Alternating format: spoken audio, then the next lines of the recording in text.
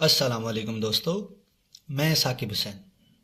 आज हमारी MCQ discussion का जो टॉपिक है वो है the digestive system. Digestive system के जितने भी अहम एमसीक्यूज हैं हमारे पास वो आज हम इस वीडियो में डिस्कस करेंगे।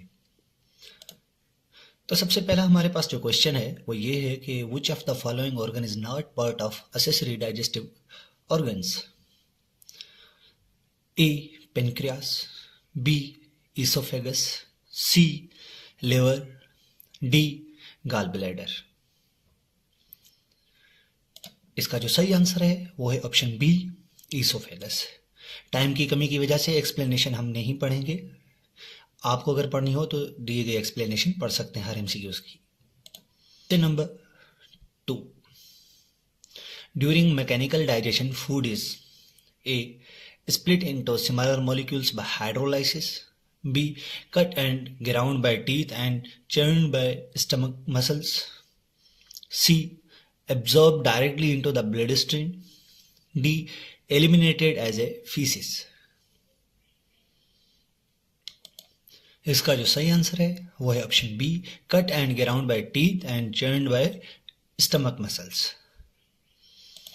एक्सप्लेनेशन आप पढ़ सकते हैं। Question number 3. What is the final process of digestive system where indigestible substances and waste leave the body? A. Absorption, B. Defecation, C. Secretion, D. Digestion। इसका जो सही आंसर है वो है ऑप्शन बी डेफिकेशन। एक्सप्लेनेशन आप पढ़ सकते हैं। Question number 4. Which of the following is the innermost layer of GI tract? अब जो डाइजेस्टिव सिस्टम के ऑर्गन्स हैं ना उनकी जाहिर सी बात है वो लेयर से बने हुए हैं, सेल्स मिलकर टिश्यू और टिश्यू मिलकर लेयर्स बना रहे हैं, सही। तो उसमें हमारे पास जो इनर मोस्ट लेयर है, एक ट्यूबुलर होलो है ऑर्गन, उसमें जो इनर मोस्ट लेयर आती है वो कौन सी आती है, उसका नाम क्या है? A muscularis, B submucosa, C mucosa, D serosa. इसका जो सही आंसर है वो है option C mucosa. Question number 5. The mucosa layer is composed of which of the following components? A. Epithelium, lamina propria, muscularis mucosae. B. Areolar convective tissue and blood vessels. C. Skeletal muscles and smooth muscle. D. Loose connective tissue and the lymphatic vessels। इसका जो सही answer है वो है option A epithelium, lamina propria and muscularis mucosa। Explanation पढ़ सकते हैं। Question number 6. Which layer of the GI tract contains blood and lymphatic vessels that receive absorbed nutrients? A. Mucosa, B. Muscularis, C. Submucosa, D. Serosa। इसका जो सही answer है वो है option C submucosa. Question number 7. The outermost layer of the GI tract is in the abdominopelvic cavity is called A. Adventitia, B. Submucosa, C. Serosa, D. Mucosa। इसका जो सही answer है वो है ऑप्शन सी सेरोसा। एक्सप्लेनेशन क्या है आप पढ़ सकते हैं। Question number 8. Which layer of the GI tract is directly involved in the absorbing nutrients? A. Submucosa, B. Mucosa, C. Muscularis, D. Serosa। इसका जो सही आंसर है वो है option B mucosa. Question number 9. What distinguish the serosa from the adventitia in the GI tract? A. The serosa lines organs within the abdominopelvic cavity while the adventitia occurs structure outside the abdominopelvic cavity. B.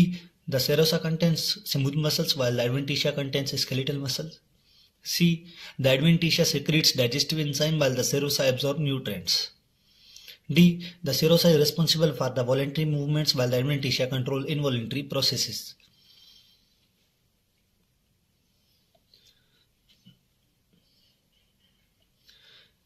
इसका जो सही answer है वो है option A the serosa lines organs within the abdominopelvic cavity while the adventitia occurs structures outside the abdominopelvic cavity. अब इस चीज को समझने की जरूरत है। सिरोसा, म्यूकोसा, मस्क्यूलरिस, सिरोसा और सब म्यूकोसा, ये हमारे पास 4 किस्म की लेयर आती हैं। अगर हम सीरीज वाइज पढ़े इनर टू आउटर साइड तो म्यूकोसा, सब म्यूकोसा, मस्कुलरिस, सिरोसा। सिरोसा हमारे पास आउटर लेयर है एब्डोमिनोपेल्विक कैविटी की। अगर हम एब्डोमिनोपेल्विक कैविटी से हट के बात करें, जैसे हमारे पास इसोफेगस हो गया, तो इसोफेगस में सिरोसा की जगह पे एडवेंटिशिया आ जाती है हमारे पास। इस तरह से भी सवाल आ सकता है कि सिरोसा में हमारे पास एडवेंटिशिया की जगह इसकी सिरोसा की जगह इसोफेगस में कौन आता है, तो एडवेंटिशिया लेयर आती है। इसकी ये explanation. Question number 10. Which accessory organ stores and concentrates bile? A. Liver, B. Pancreas, C. Gallbladder, D. salivary gland. इसका जो सही आंसर है वो है ऑप्शन सी, गाल ब्लेडर। एक्सप्लेनेशन ये है कि लिवर जो है हमारे पास बाइल बनाता है, वो स्टोर कहाँ पे करता है हमारे पास, गाल ब्लेडर में। अब एक चीज़ का आपने मुझे सवाल देना है, जहाँ से हमारे पास पेनक्रियास, हमारे पास जो गाल ब्लेडर से ले हमारे पास वेन आती है, ये दोनों मिलके आपस में क्या कहलाती हैं? इस वेन का हमारे पास नाम क्या है, या डक्ट कह लें आप। Question number 11. What is the primary function of pancreas in digestion? A. Produce bile, B. Store glycogen, C.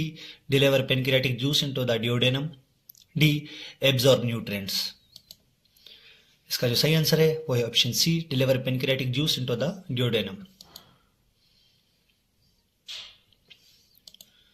Question number 12. In the stomach which enzyme is responsible for initiating protein digestion? A. Amylase, B. Lipase, C. Pepsin, D. Trypsin. इसका जो सही answer है वो है option सी, pepsin. Explanation ये लिखी हुई है। एक मेरा आपसे सवाल यहाँ पे, प्रोटीन की बॉडी में कहाँ कहाँ पे डाइजेशन होती है? सवाल इस तरह से दिया जा सकता है आपको, माउथ, स्टमक या स्मॉल इंटेस्टाइन। सही है। क्वेश्चन नंबर दूसरा, हमारे पास जो फैट है उसकी एब्जॉर्प्शन कहाँ कहाँ से शुरू हो जाती है? माउथ, स्टमक, स्मॉल इंटेस्टाइन या लार्ज इंटेस्टाइन। क्वेश्चन नंबर तीसरा, हमारे पास जो कार्बोहाइड्रेट्स हैं उनकी डाइजेशन कहाँ पे नहीं होती? माउथ, स्टमक या स्मॉल इंटेस्टाइन। ये 3 सवाल अहम है। इनका आंसर आप अगर कमेंट बॉक्स में लिखना चाहें तो लिख दीजिएगा, नहीं तो आपको पता होना चाहिए। Question number 13. Which region of the stomach is directly connected to the duodenum? अब स्टमक का कौन सा स्ट्रक्चर, स्टमक के पार्ट्स हैं हमारे पास, उसका कौन सा स्ट्रक्चर हमारे पास डिओडेनम, जो कि स्मॉल इंटेस्टाइन का पार्ट है, जो मिल रहा है, उस स्ट्रक्चर को क्या नाम देंगे स्टमक के को, जो स्टमक की तरफ से स्ट्रक्चर है? A. Cardia, B. Fundus, C. Pylorus, D. Body. इसका जो सही आंसर है वो है option C, pylorus. Question number 14. Which segment of the small intestine is the shortest and begins at the pyrolic sphincter?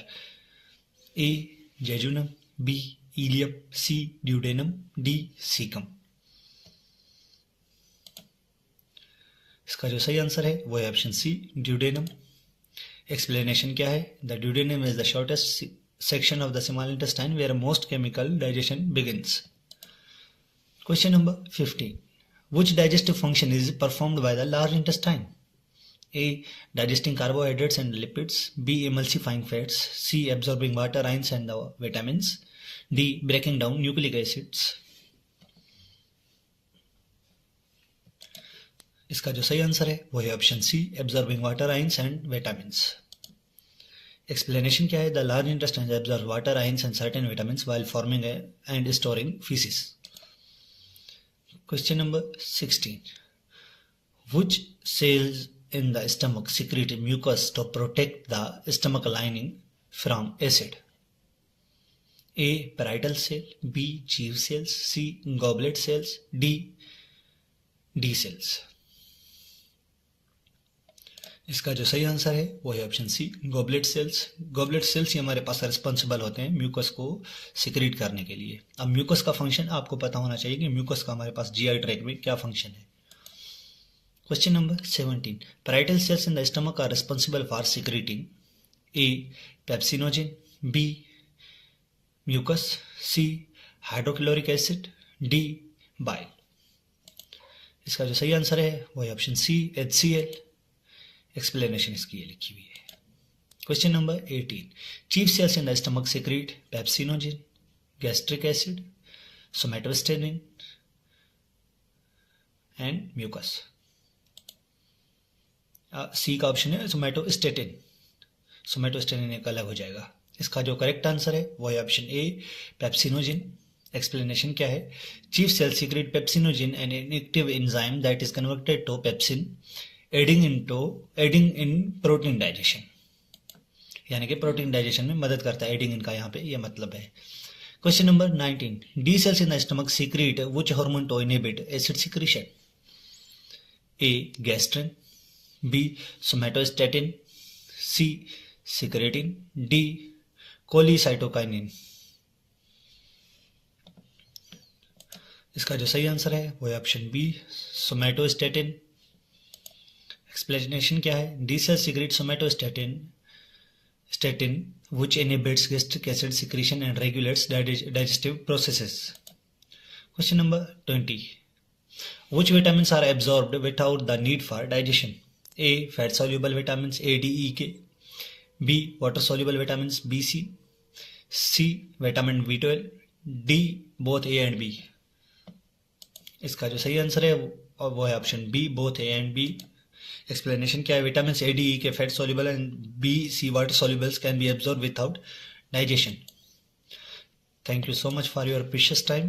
ये हमारे पास एक छोटी सी सीरीज है जिसमें हम एनाटॉमी और फिजियोलॉजी के मोस्ट इंपॉर्टेंट एमसीक्यूज डिस्कस करेंगे। एक्सप्लेनेशन को पढ़ने में ज़्यादा टाइम जाता है, इस वजह से मैं एक्सप्लेनेशन पढ़ नहीं रहा, सिर्फ इसको शो कर रहा हूँ ताकि अगर आपको कोई भी डाउट हो इस एमसीक्यूज में तो इसकी एक्सप्लेनेशन आप पढ़ सकें। ये सीरीज़ इंशाल्लाह हम चलाते रहेंगे और एनाटॉमी और फिजियोलॉजी के जितने भी एमएम चैप्टर्स हैं उनके एमसीक्यूज डिस्कस करते रहेंगे। अल्लाह हाफिज़।